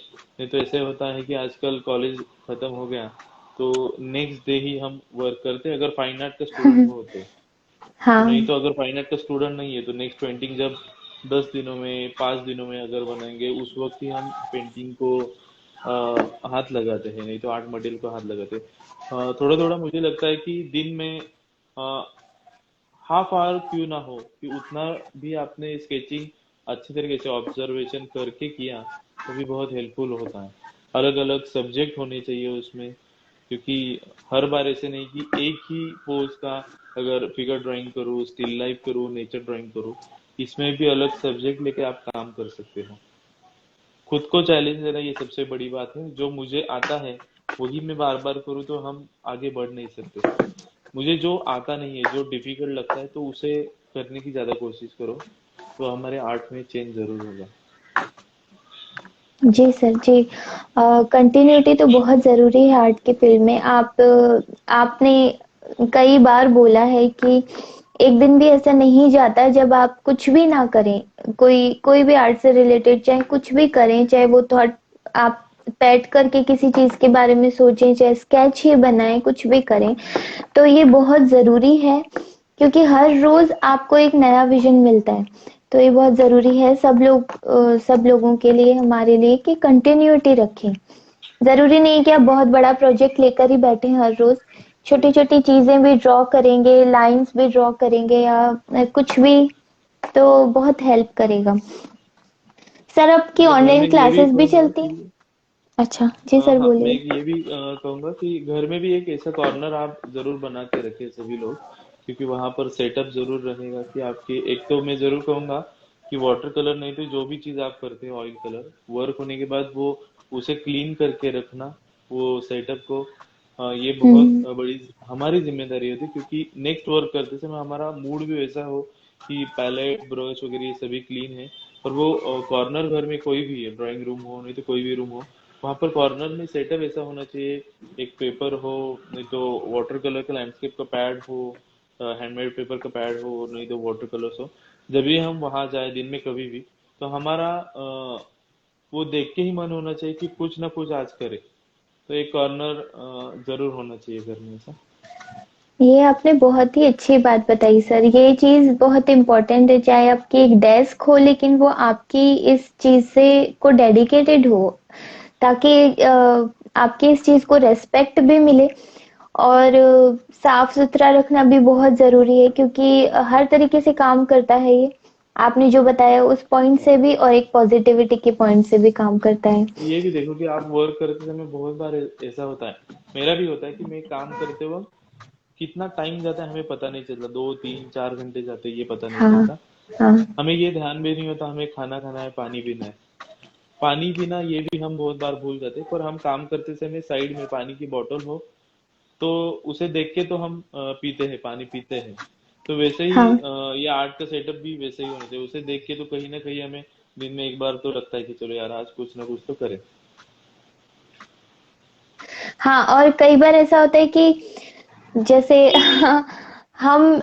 मैं एक हाउस वाइफ हूँ, तो जैसे हम लोगों के लिए होता है कि सेटअप वापस करना पड़ता है कि अभी प्रैक्टिस का टाइम है तो चलो वापस सेटअप करना पड़ेगा, फिर से सब सामान रखना पड़ेगा। तो कई बार इस चीज में आलस भी आ जाता है कि वापस से सब कुछ सारा सामान लाके अपना एक सेटअप बनाओ। तो वो चीज भी बहुत बार इस चीज को बैक कर देती है प्रैक्टिस को। तो चाहे बहुत बड़ा सेटअप नहीं हो, लेकिन आपकी एक छोटी सी टेबल जिसपे आपकी स्केच बुक और पेंसिल तो जरूरी है कि इतना तो आप हैंडी रखें। हाँ हाँ। और आपको अगर पैशन है, उतना पैशन है आर्ट के बारे में, तो आपको वो आलस नहीं आएगा कि वो सेटअप हाँ, रोज निकालना है, रखना है। जैसे कि हमारा रोज का खाना है कि दोपहर, शाम में, सुबह खाना ही है। खाना पड़ता ही है, वैसे ही हाँ हमारा आर्ट के बारे में एटीट्यूड वैसा, हम रेगुलरली काम करें वैसे एटीट्यूड हो जाता है। जी। सर, जैसे आपने बहुत ट्रैवलिंग की है, बहुत जगह जगह पर गए हैं, और ऐसी जगहों पर जैसे आप अपनी आर्ट से रिलेटेड काम करने के लिए जाते हैं, तो एक जो आप काम पेंट करते हैं वो तो है ही, क्या इससे इनर ग्रोथ भी होती है? क्या कोई स्पिरिचुअल एस्पेक्ट भी आप इससे पकड़ते हैं कि आपका आपके अंदर भी कुछ डेवलप होता है, या शांति मिलती है, या कुछ आपके नेचर में फर्क आता है, या जैसे हम नेचर से जुड़ते हैं तो? ये चीज जरूर जरूर, क्योंकि लोगों को मिलके तो बहुत चेंज होता है, नेचर को देख के बहुत चेंज होता है। क्योंकि बहुत बार ऐसे हुआ है कि आउटडोर हर बार मैं जाता हूँ ना कहीं किसी घर के सामने मैं बैठा हूँ और वहाँ लैंडस्केप में कर रहा हूँ, वो लोग आते हैं, उतना रिस्पेक्ट हमें देते हैं कि इतने दूर से आए हैं, उनके घर में खाना खाने के लिए बुलाते हैं। मतलब ये तो बहुत मेरे अच्छा। साथ बहुत अच्छा एक्सपीरियंस जरूर हुआ है, बहुत बार हुआ है, हर आउटडोर में हुआ ये तो है। और एक स्पेशली मैं जरूर कहूंगा कि हर आउटडोर में, मतलब हमारा एक 5-6 लोगों का ऐसा ग्रुप है कि हम जाते ही है वहां पर काम करने के लिए। और 5-6 लोग तो रहते ही है हर आउटडोर के वक्त, कोई ना कोई, वो अगर हम हिमाचल गए तो वहाँ कोई ना कोई एक अच्छा आदमी हमें मिलता है, वहाँ के जो भी प्लेसेस है उसके बारे में इंफॉर्मेशन रहे, कहाँ क्या अच्छा मिलेगा, खाने के लिए भी रहेगा, नहीं तो जो भी स्पॉट अच्छा है वहाँ किस तरह से जाना है, हाँ हर आउटडोर में एक तो आदमी हमें ऐसे मिलता ही है। तो उसकी वजह से होता है कि हर जगह हमें ऐसा मिलता है, तो अपनी जगह पर कोई आया नहीं तो हम भी उस तरह से हमारा एटीट्यूड जरूर चेंज होता है कि हमें भी वैसे ही हेल्प करनी चाहिए। आर्टिस्ट तो है ही हाँ। हम, पर अच्छे इंसान भी हम जरूर होना चाहिए। जी हाँ, ये तो बात जी। है। ये तो है। और बहुत मुझे तो बहुत अच्छा लगता है ये सुन के कि जो आर्टिस्ट हैं वो जगह जगह पर जाते रहते हैं। तो आपका अभी रिसेंट कुछ है ऐसा, आप कहीं कैंप वगैरह, आर्ट कैंप और ज्वाइन करते रहते हैं? तो रिसेंट कुछ आने वाला है जहाँ पर आप ज्वाइन करें? शायद बूंदी में कुछ आर्ट फेस्टिवल होने वाला है। हाँ शायद बूंदी में मेरे एक दोस्त है निशिकांत, तो उसका जी। एक लैंडस्केप का वर्कशॉप है वहाँ पर। मुझे डेट एग्जैक्टली पता नहीं, मे बी नेक्स्ट मंथ रहेगा। अच्छा। हम्म। जी सर। जो लोग भी हमें देख रहे हैं, अगर आपके कोई क्वेश्चंस हैं तो प्लीज आप पुटअप कर सकते हैं। I colour dreams, how much is it too important for an artist to travel? जी। थोड़ा सा आवाज ब्रेक हुआ। जी, आई कलर ड्रीम्स पूछ रही हैं कि आर्टिस्ट के लिए ट्रेवल करना कितना इम्पोर्टेंट है। यस, बहुत जरूरी है। आपको अगर अलग अलग एक्सपीरियंस अगर चाहिए, क्योंकि ऐसे कहूंगा कि इंडिया के अंदर ही इतने ज्यादा स्पॉट है, अलग अलग स्पॉट है कि प्लेसेस इतने इतने अच्छे हैं, इतनी वैरायटीज हैं। तो ये जरूर आपको देखना चाहिए कि क्या क्या है। और एक ही जगह पर आप रहोगे तो आपका विजन बड़ा नहीं हो हाँ सकता है, जैसे मुझे लगता है। जी। तो सर, आपकी वर्कशॉप भी आप कहीं ऑर्गेनाइज करते रहते हैं, वर्कशॉप्स भी? यस तो यस। इवन आपकी नेक्स्ट वर्कशॉप के मंथ। बारे में कुछ बताइए कि उसमें कैसे पार्टिसिपेट कर सकते हैं और उसका उसके अंदर क्या सिखाते हैं आप, किस तरह, छोटा सा एक इंट्रो दीजिए। देखिए, दो वर्कशॉप रहते हैं मेरे। एक तो ऑनलाइन मेरे रहते हैं। अच्छा। बहुत बिगिनर जो लोग हैं, जस्ट वाटर कलर स्टार्ट किया है, ड्राइंग स्टार्ट किया है, तो इसके लिए बेसिक वाटर कलर मतलब लैंडस्केप और बेसिक वाटर कलर पोर्ट्रेट, ये दो वर्कशॉप्स रहते हैं। और इसका इंफॉर्मेशन मैं फेसबुक इंस्टाग्राम पे अपलोड ज़रूर करता हूँ। और उसके बाद जी। जो लोगों का थोड़ा सा सेंस अच्छा है कि जो ड्राइंग अच्छी तरह से कर सकते हैं, पर कलर करने के लिए थोड़ी सी मुश्किल होती है, नहीं तो वैल्यू जो भी डिटेल जो आर्ट के लिए लगता है, पोर्ट्रेट में, लैंडस्केप में, उसकी कॉम्पोजिशन रहे, तो ये सभी डिटेल्स जो है मैं एडवांस वर्कशॉप में सिखाता हूँ। और ऑन द स्पॉट जो वर्कशॉप रहता है, मे बी नेक्स्ट मंथ हमारा माथेरान जो मुंबई के नज़दीक प्लेस है वहाँ पर हाँ। रहेगा। वहाँ पर रहेगा, तो ये इंफॉर्मेशन अच्छा। मेरी रहती है इंस्टाग्राम पर, तो ये आप देख सकते हैं। जो भी लोग इंटरेस्टेड है तो वो मैसेज वगैरह कर सकते हैं। जी। तो आप सब लोग जो भी देख रहे हैं, अगर सर के वर्कशॉप ज्वाइन करना चाहते हैं तो सर के जो इंस्टाग्राम आईडी है उसको फॉलो कीजिए, उसमें टाइम टू टाइम आपको सारी जानकारी मिलती रहेंगी। आरटीबीटी कोई है, उन्होंने पूछा है कि how to capture fast moving people in sketches.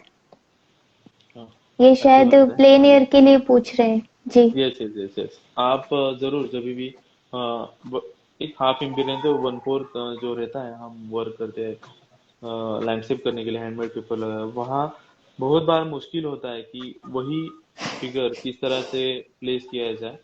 एक तो आपका स्केचिंग का प्रैक्टिस जरूर होना चाहिए कि स्केच किस तरह से करें।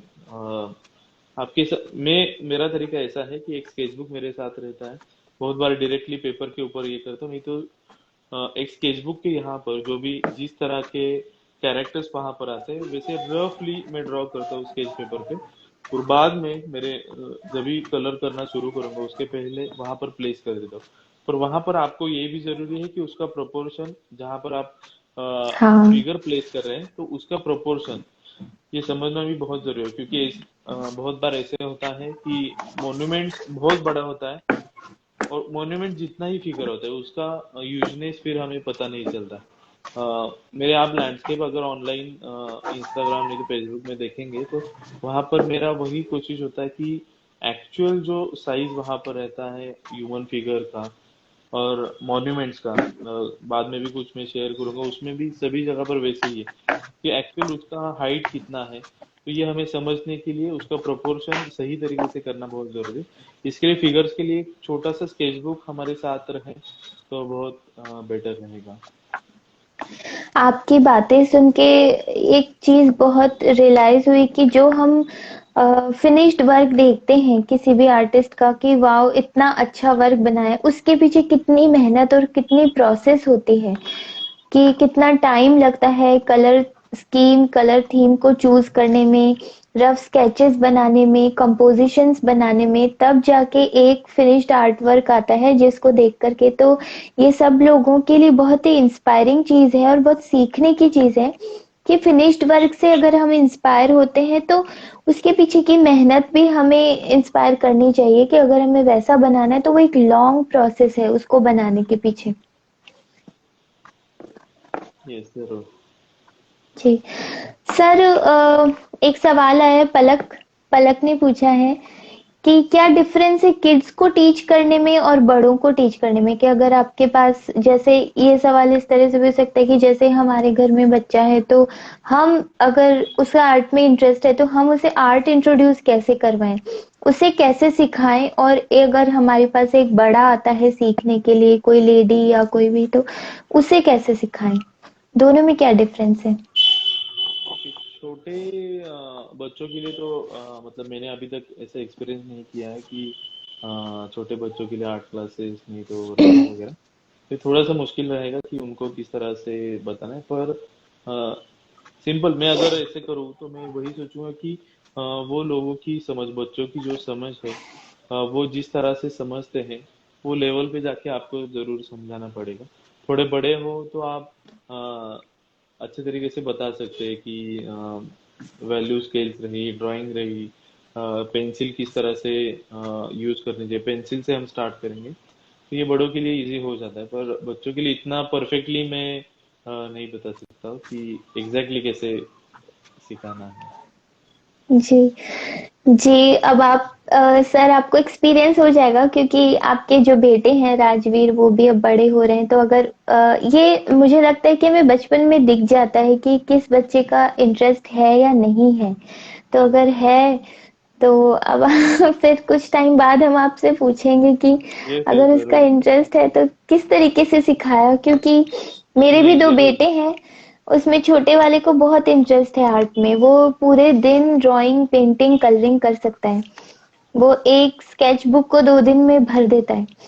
तो इसीलिए मैं थोड़ा सा ही पर्सनल सवाल आपसे पूछ नहीं नहीं, ये बैठी। अच्छा था क्योंकि अभी अभी तक मैंने, अभी 1 साल का हो गया है, उसे मैंने अभी तक मैंने सिखाया नहीं कि किस तरह से करना है, क्योंकि 1 साल का है तो इतना जरूर नहीं हाँ समझ सकते। पर एक बार मैंने हाँ। वैसे किया था, उसके सामने मैंने एक कैनवास और एक ऑयल कलर का ब्रश मैंने सिर्फ रखा था। अभी तक उसने मुझे देखा नहीं कि किस तरह से पेंटिंग करना है, क्या करना है। ब्रश प्रॉपरली आर्टिस्ट जैसे पकड़ते हैं वैसे ही पकड़ के, जैसे ऑयल कलर का रेंडरिंग रहता है वैसे ही वो ब्रशिंग उसके ऊपर वो कर वाह। रहा था।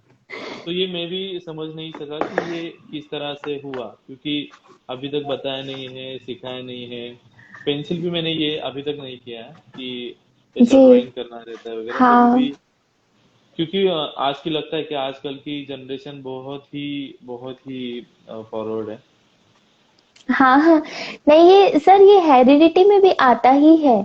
आपके कोई ने ये अगर हम इस चीज को ऐसे सोचें कि एक एक गुण है कि आपने सीखा और आज आज आपको इतने साल हो गए करते हुए तो आपने सीखा है, लेकिन उसका जो बीज है जो जो उसका एक एसेंस है वो आपके अंदर आपके बचपन से ही था।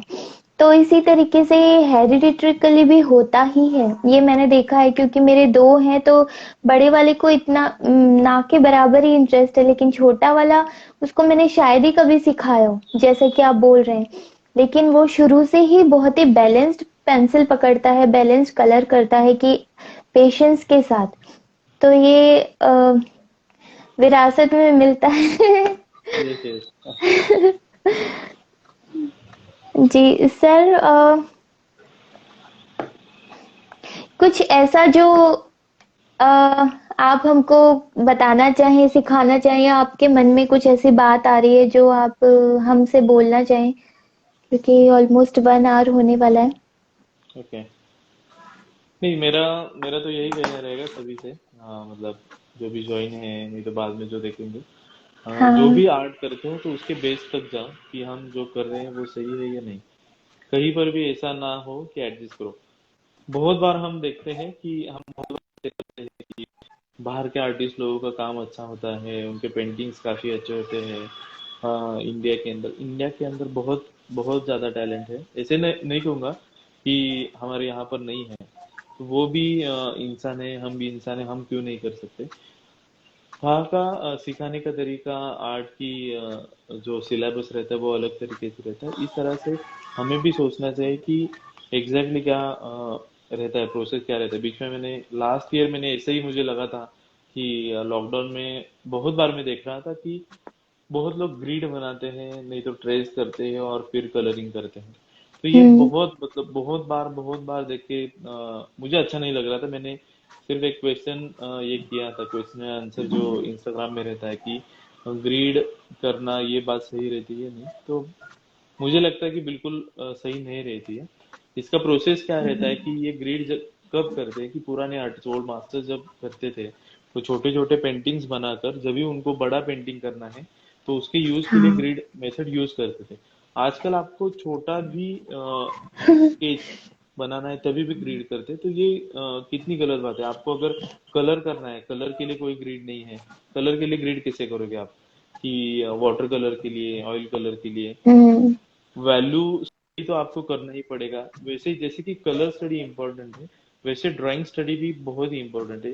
तो ड्राइंग स्टडी आप जरूर करें। सभी के लिए मैं वही कहूंगा कि सबसे बेस्ट जो है हमारा आर्ट अच्छा होने के लिए सबसे मेहनत जब हम स्केचिंग के ऊपर लेंगे तो कलर और ये चीजें अच्छी तरीके से डेवलप होगी। क्योंकि बहुत सारे ऐसे वर्कशॉप भी देखे हैं कि ट्रेस करना है बाद में कलर करना है, पर क्यों आप छोटे से पेपर के ऊपर भी एक छोटा हेड नहीं तो एक फिगर अच्छी परफेक्टली ड्रॉ नहीं कर सकते? ये मतलब कैसी बात हुई ना कि छोटा स्केच भी आप नहीं बना सकते। तो इसके लिए जरूर सोचना पड़ेगा कि स्केच का प्रोसेस क्या है अच्छी तरीके से। वो इंटरनेट है, यूट्यूब है, बहुत सारे प्रोसेसेस आपको ऑनलाइन मिल जाएंगे। पहले तो आपको सिर्फ बुक्स लेके ही पढ़ना रहता था, कुछ हाँ। लाइब्रेरी में मिलता था।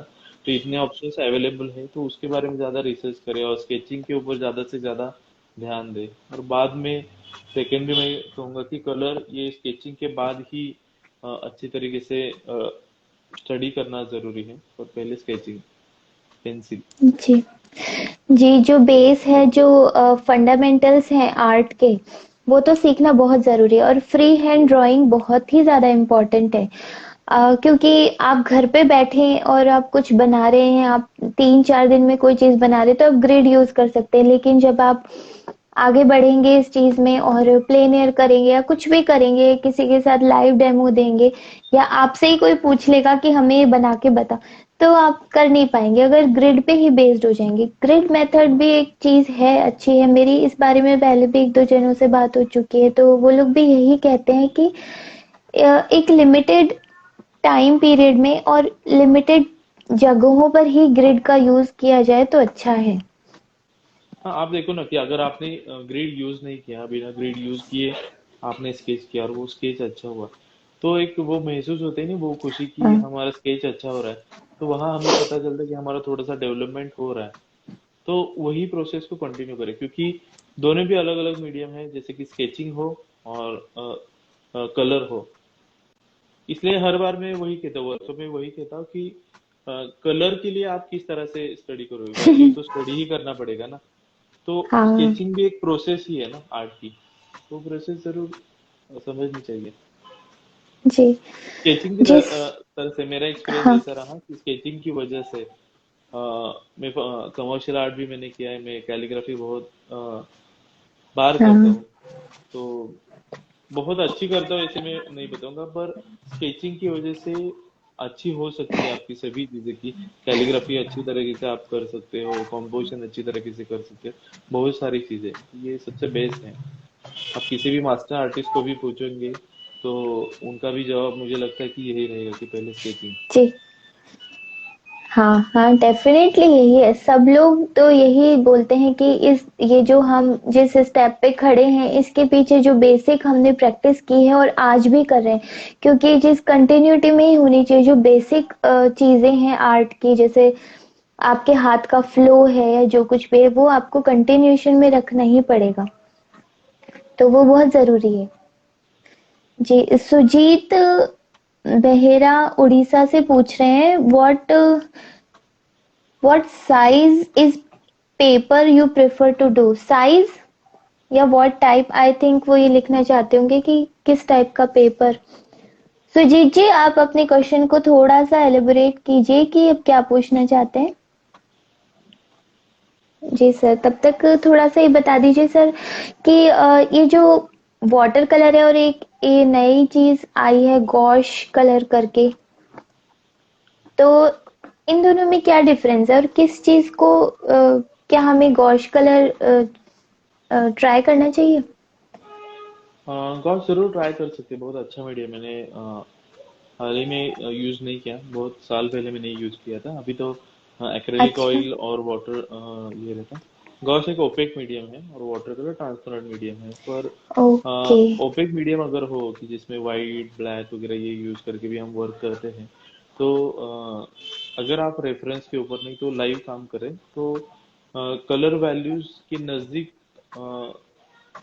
जाने का एक अच्छा तरीका है कि अच्छी तरह से आप जा सकते हो, ज्यादा रियलिस्टिक वर्क के पास आप जा सकते हो। कैसे भी आप वर्क कर सकते हो, पर एक्चुअल टोन के पास जाने के लिए वाटर कलर में थोड़ा सा लिमिटेशन रहता है, पर इसमें हाँ। आप जा सकते हो और काफी इंटरेस्टिंग मीडियम है।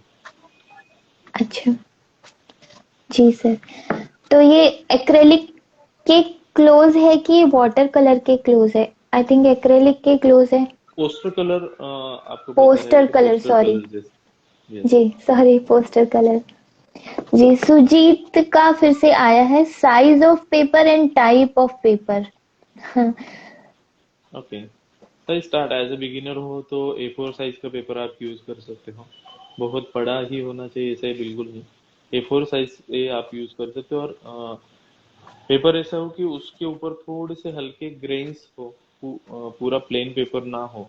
और आपको अब अगर लगता है कि कुछ लोगों के पास ऐसे हो सकता है कि कई अलग अलग गांव से वहाँ अवेलेबल नहीं होता है स्केच बुक वगैरह, तो वहाँ पर कॉलेज के टाइम में यूज करता था जो न्यूज प्रिंट पेपर रहता है, उसके ऊपर स्केचिंग काफी अच्छा होता है। न्यूज प्रिंट पेपर हाँ, आपको ऑनलाइन मिल जहाँ जाता है पर, सर। हाँ ओके, तो वो आप जी। यूज कर सकते हो, वो ज्यादा अच्छा है। नहीं तो आप हाँ, कहीं शॉप रहता है जो पेपर ज्यादा मिलते हैं वहां पर, बड़े बड़े पेपर से, तो वहाँ हाँ। चीप रेट में आपको मिल सकते हैं। ऑनलाइन थोड़ा सा मुझे लगता है कॉस्टली मिल जाएगा। जी, एक्चुअली क्योंकि मैं ऑनलाइन इसलिए बोल रही हूँ क्योंकि हम लोग जैसे प्रैक्टिस करते हैं ना, तो आधे से ज्यादा लोग ऐसे हैं जिन्हें न्यूज़ प्रिंट पेपर शॉप्स में नहीं मिलता है। तो इसीलिए मैं ऑनलाइन बोल रही हूँ क्योंकि हम लोग काफी ओके। परेशान हुए, क्योंकि डेली बेसिस पे जो प्रैक्टिस करनी होती है उसके लिए बहुत अच्छा है, चीप पड़ता है, तो वो नहीं होता कि स्केच बुक्स में हमको हाँ रफ हाँ। प्रैक्टिस करने को और होगा, इसलिए। स्केच बुक में भी ये होता है ना कि 50 शीट्स होते हैं, नहीं तो 30 शीट्स होते हैं। हाँ। तो ऐसे भी हो जाता है कि ये कॉस्टली तो है पर जल्दी खत्म हो जाएगा, तो हम भी उसी हाँ। टाइप से ही काम करते कि चलो आज ज्यादा भी नहीं करो, नहीं तो 4 दिन में खत्म हो जाएगी, तो ऐसा भी हो जाता है। हाँ जी सर।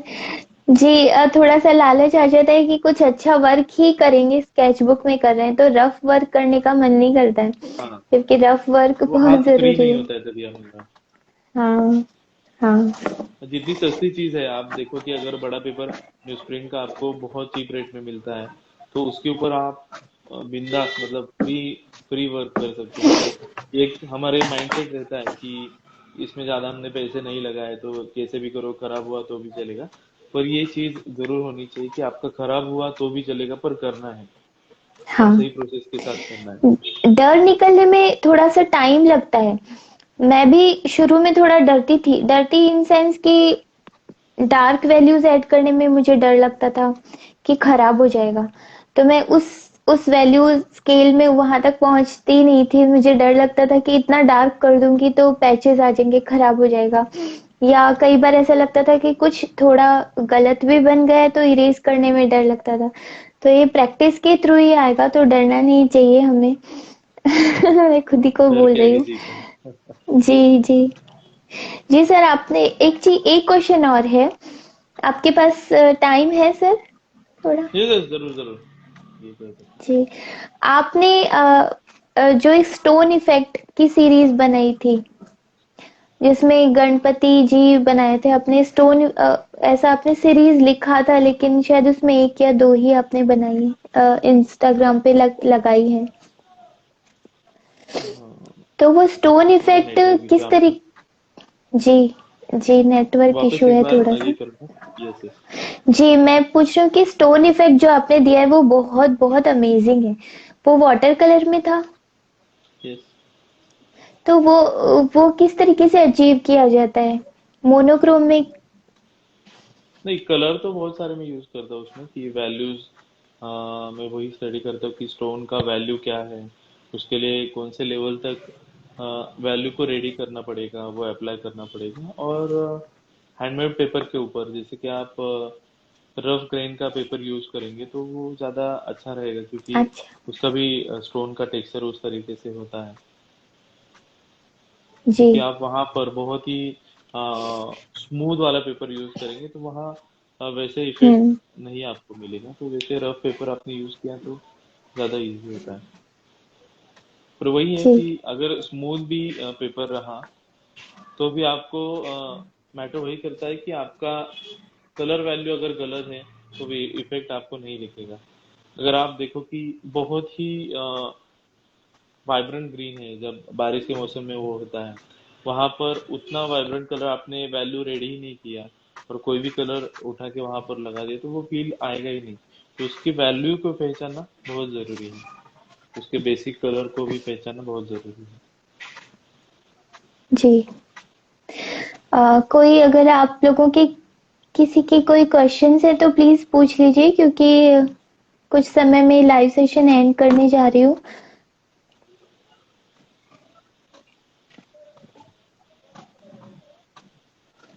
सर ये लाइव सेशन पहले आयुषी लेने वाली थी, लेकिन उसकी तबीयत थोड़ी खराब है, तो उसे डेंगू तो इसलिए। नहीं नहीं, कोई प्रॉब्लम, मुझे मैसेज किया था आयुषी ने। जी जी, आई थिंक किसी के।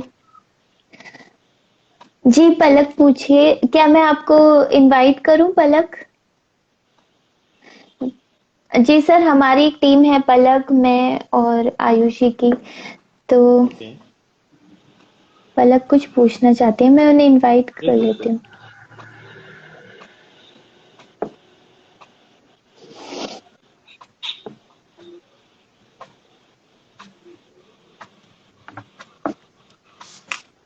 जी पलक, मैंने आपको इनवाइट सेंड किया है। सर सुजीत जी पूछ रहे हैं कि how cotton papers are different from cellulose paper. Sorry. Cotton paper cellulose paper से डिफरेंट कैसे हैं? सेल्यूलोज पेपर आई थिंक मैंने तो कभी नहीं सुना। हाँ, मैंने भी फर्स्ट टाइम सुना ये सैलरी अच्छा। पेपर। Yes yes. हेलो पलक, आप दिख नहीं रहे। अ, एक क्वेश्चन और है कि 25% कॉटन पेपर या 100% कॉटन पेपर? में भी 100% ये रहता है जो मैं यूज करता हूँ, जो अपने यहाँ पर चित्रपट पेपर आपको मिलता है, ऑनलाइन भी मिलेगा। हाँ। तो मोस्टली यूज करता हूँ आर्चीज, जो पेपर है फ्रांस का, वो आपको वो भी ऑनलाइन मिलेगा। अच्छा। वो 100% कॉटन रहता है, तो उसमें अलग अलग वैरायटीज आती है, satin finish, cold press, hot, rough grain, ऐसे हैं। तो आर्चिस पेपर ज़्यादा बेटर है वो भी। और अभी के यहाँ पर जो इंडिया में मिलता है वो चित्रपट में कहूँगा कि वो आपको चीप रेट में भी मिलेगा अच्छा, और काम करने के लिए अच्छा है वो भी। बहुत सारे वर्क उसके ऊपर भी मैं करता हूँ। जी पलक, आपका कैमरा नहीं, आप दिख नहीं रहे हो, सिर्फ ब्लैक स्क्रीन आ रही है। हाँ। हेलो पलक।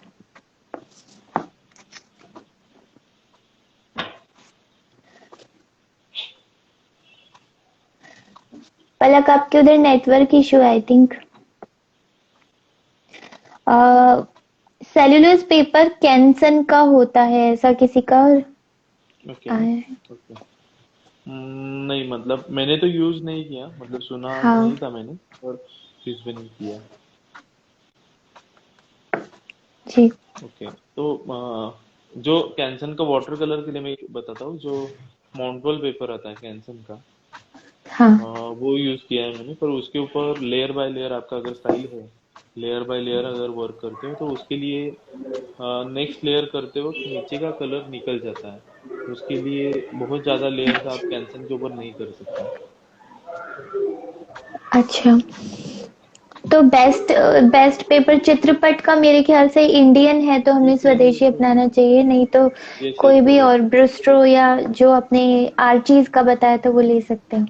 हाँ, मतलब जी। मैं एक बताता हूँ कि मैं भी उसी तरह के से हूँ कि जो अपने यहाँ पर मिलता है वही यूज करना चाहिए। पर बहुत बार हाँ। ऐसे भी होता है कि अपने यहाँ कभी कभी रिसर्च थोड़ा सा कम पड़ हाँ। जाता है, कि हमारे पेपर्स अगर प्योर 100% एसिड फ्री अगर नहीं हो, तो वर्क अभी अच्छा दिखता है, पर बहुत सालों बाद आप देखो कि ओल्ड मास्टर्स के वर्क ऐसे उसके ऊपर एक येलोइश टिंट आ जाता है।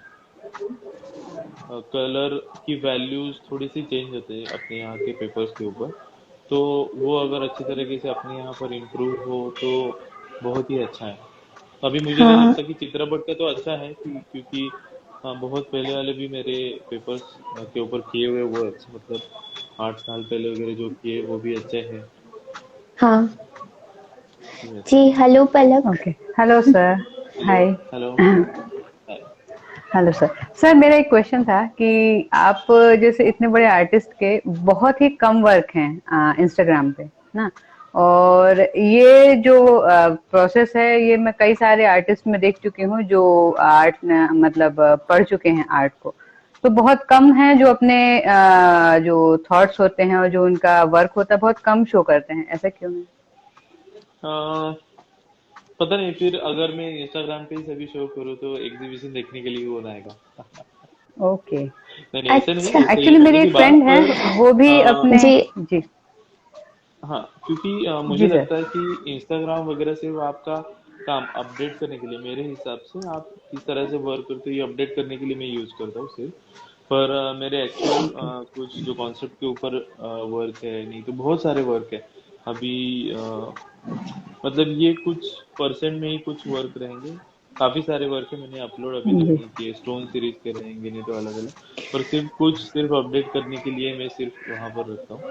पर कुछ ऐसे होता है कि अगर मुझे मेरा कुछ शो करना है, एग्जीबिशन करना है, तो उसके लिए कुछ कॉन्सेप्ट के ऊपर मैंने अगर काम किया है तो वो एक लाइव देखने का मजा अलग रहता है। तो हाँ। वो ओके सर। जरूर रहना चाहिए।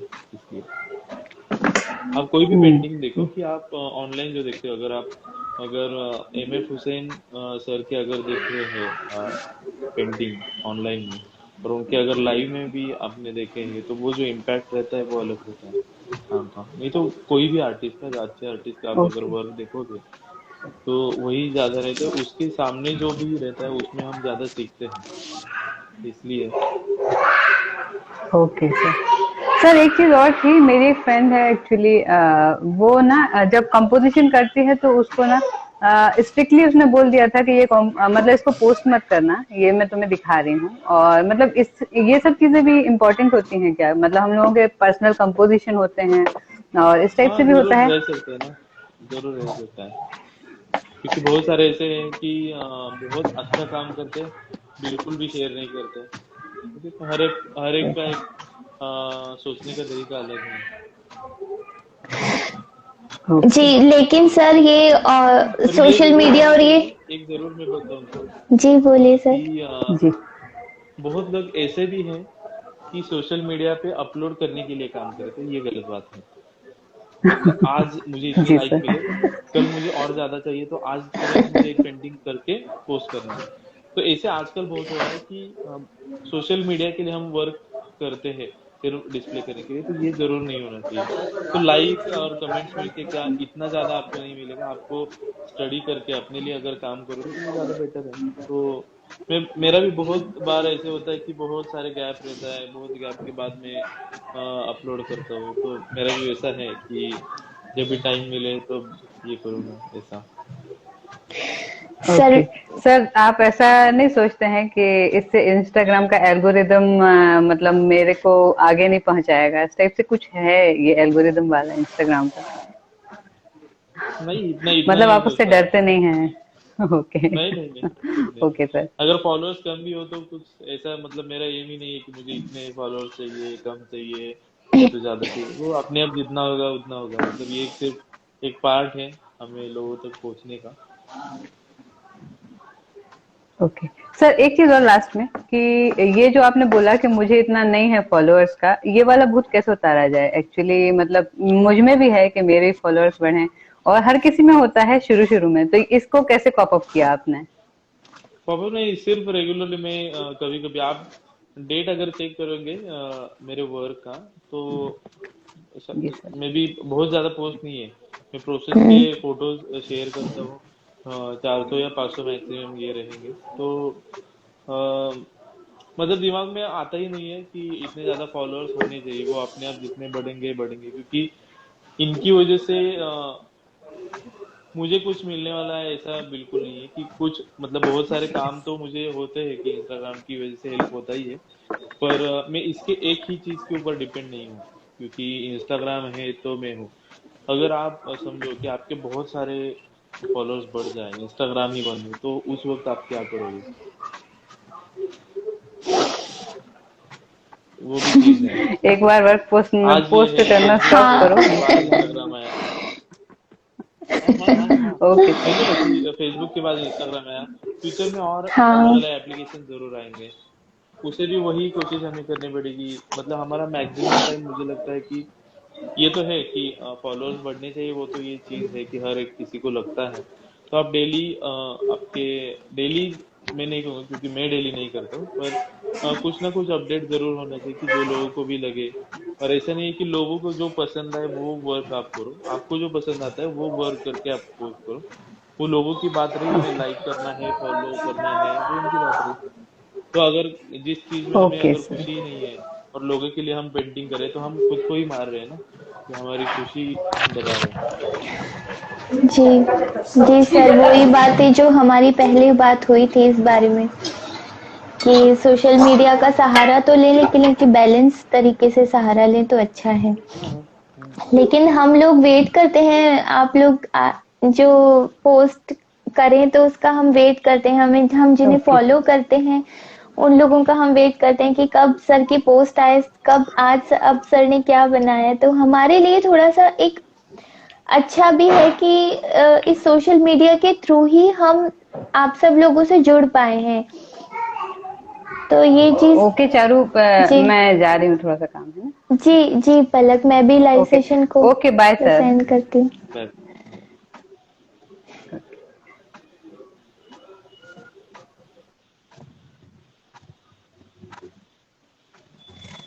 जी सर। यस, बोलिए। आ, जी क्या कह रही थी मैं भूल गई। हाँ कि हम लोग वेट करते हैं कि, और इस सोशल मीडिया के थ्रू ही हम मैं सच बात बोलूँ तो जैसे आप जो कह रहे हैं कि लॉकडाउन में आर्ट बढ़ा है, तो ये सच है। मैं वही बचपन से ही करती थी, लेकिन लॉकडाउन के पीरियड में थोड़ा सा एकदम पैशन लेकर के इसको करने लगी हूँ। और धीरे धीरे अब ये इंस्टाग्राम के थ्रू ही मुझे जैसे आप जैसे बड़े बड़े आर्टिस्ट हैं इनके बारे में पता चला है, क्योंकि आप फिजिकली जहाँ पे अवेलेबल नहीं होते तो आपको उसके बारे में पता भी नहीं चलता है। तो जैसे हम लोग बिगिनर हैं तो हमको उस थोड़ा सा आगे लेवल तक पहुंचने में ही 10-15 साल लग जाएंगे। जब तक हम, जैसे आप लोगों ने बहुत मेहनत की है, आप लोग हर जगह फिजिकली अवेलेबल रहे, एग्जीबिशंस में ये अटेंड किया, वो वर्कशॉप अटेंड की, तो आपको तो बहुत अच्छे से पता है। लेकिन हम लोगों को इस सोशल मीडिया के थ्रू ही आप लोगों से इंट्रोड्यूस होने का मौका मिला कि कितने बड़े बड़े आर्टिस्ट हैं, वो कितना अच्छा अच्छा वर्क करते हैं। तो थोड़ा सा सर हमारे लिए ही पोस्ट टाइम टू टाइम डाल दिया नहीं कीजिए।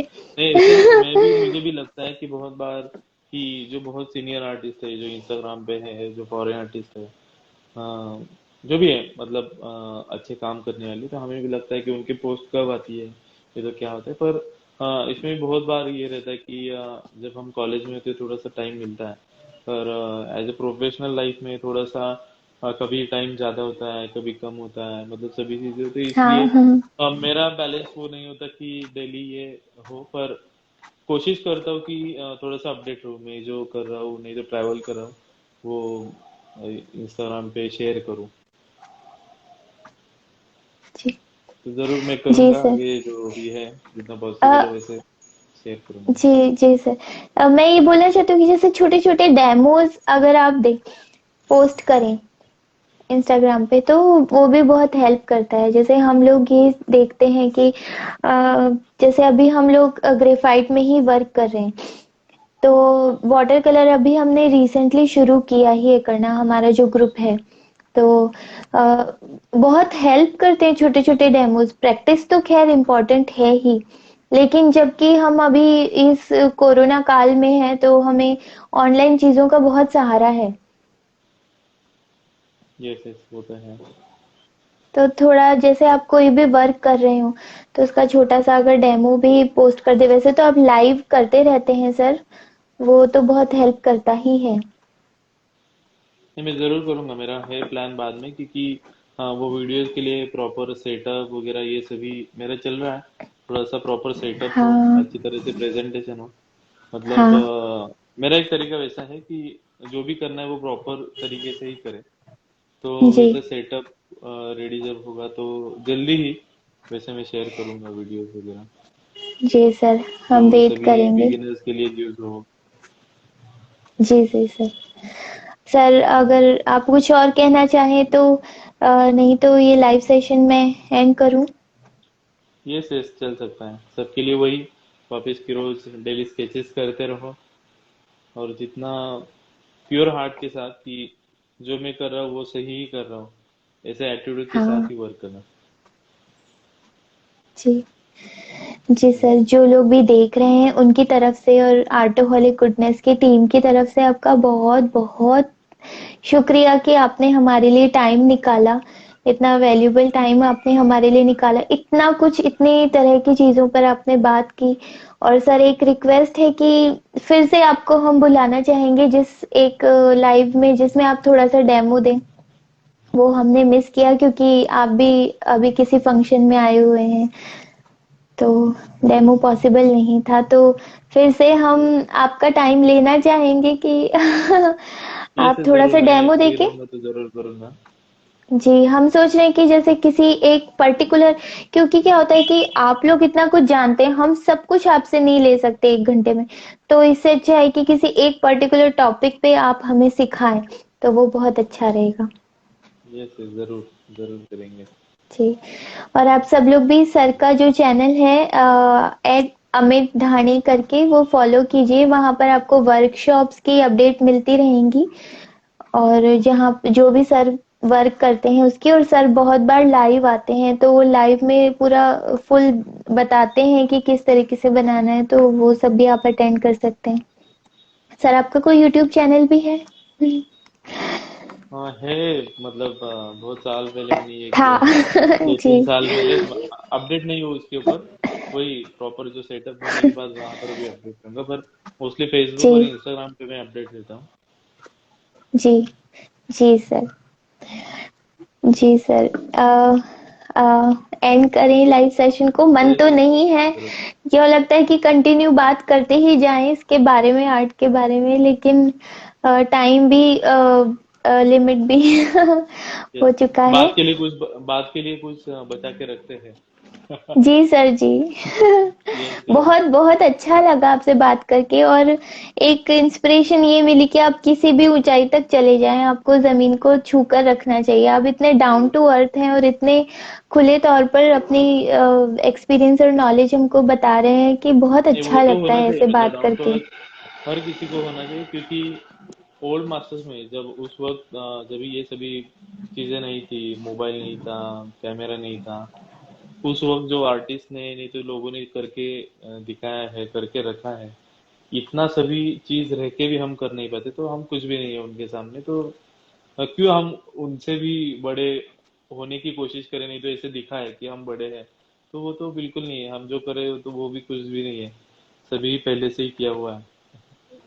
जी, एक आर्टिस्ट को हम्बल रहना बहुत जरूरी है अगर वो कुछ गेन करना चाहता है तो। ये बहुत अच्छी बात है सर।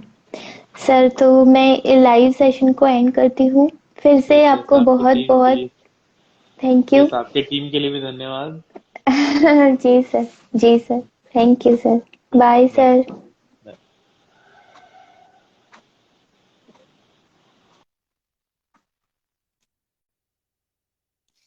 तो ये थे हमारे साथ आर्टिस्ट सर अमित धानी, और आई होप कि वंडरफुल सेशन रहा होगा। जी। जी, आई होप कि सेशन से बहुत हेल्प मिलेगी। जो लोग लाइव देख रहे हैं उन्हें तो, और रिकॉर्डेड सेशन आर्टोहॉलिक गुडनेस पे अवेलेबल रहेगा। तो बहुत ही वैल्यूबल इंफॉर्मेशन के लिए इसे जरूर देखिएगा। Bye everyone. फिर मिलते हैं एक नेक्स्ट सेशन में। आई होप आयुषी ठीक हो जाए और वो नेक्स्ट लेंगे या पलक लेंगी।